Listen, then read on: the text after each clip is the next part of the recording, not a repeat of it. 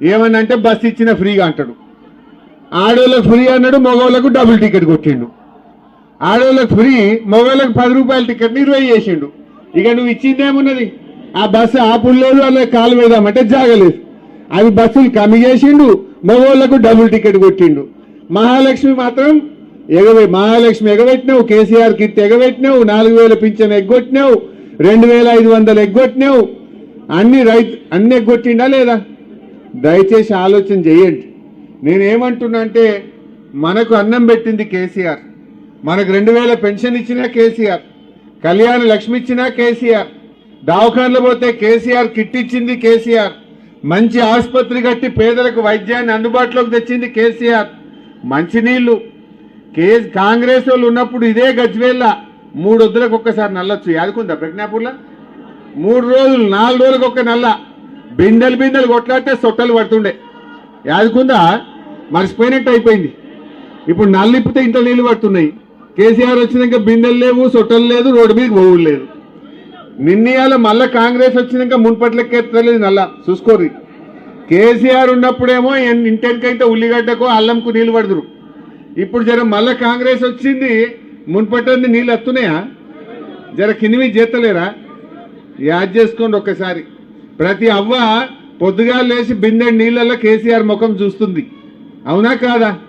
అప్పుడు భుజాలు కాయలు కాయలే మోసి, భుజాలు కాయలు కాసినాయాలేవా? సైకిల్కు అటొక్కటి ఇటొక్కటి, అదేంటి బకెట్ వేసుకొని నీళ్లు తేలేదా? ఇప్పుడు ఉన్నాయా బకెట్లు? ఉన్నాయా బిందెలు? ఉన్నాయా? ఇంట్లో నల్ల తిప్పితే బంగ్లా మీదకి వచ్చేటట్టు చేసిండు కదా కేసీఆర్. మర్చిపోదామా? సర్ది తిన్న రేవు తలవాలనా వద్దా? దయచేసి ఆలోచన చేయండి. ఇగో ఏమున్నా 2 ఏళ్ళు అయితే మళ్ళీ కేసీఆరే సీఎం అవుతాడా కాడా? అందరు యాద్ చేసుకుంటున్నారు. అరే పెద్ద మనిషి మంచిగుండే అంటురా లేదా? వీడెక్కడ దొరికిండు బుడ్బుడుకలో లెక్క అంటలేరా? ఏమున్నది?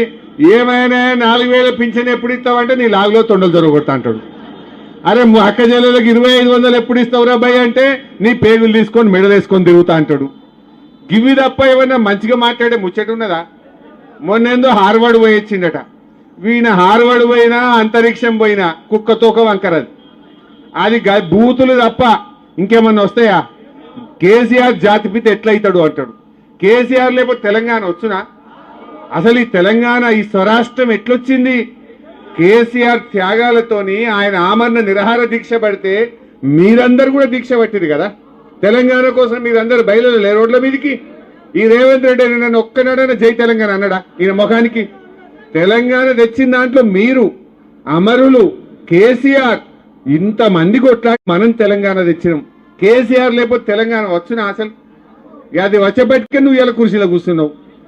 ఈయన కేసీఆర్ ముమ్మాటికి జాతిపిత, రేవంత్ రెడ్డి బూతు పిత.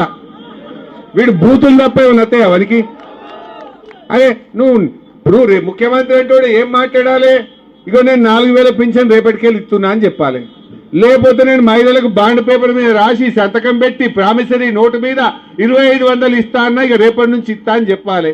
గది చెప్పాడు. అదేం మాట్లాడితే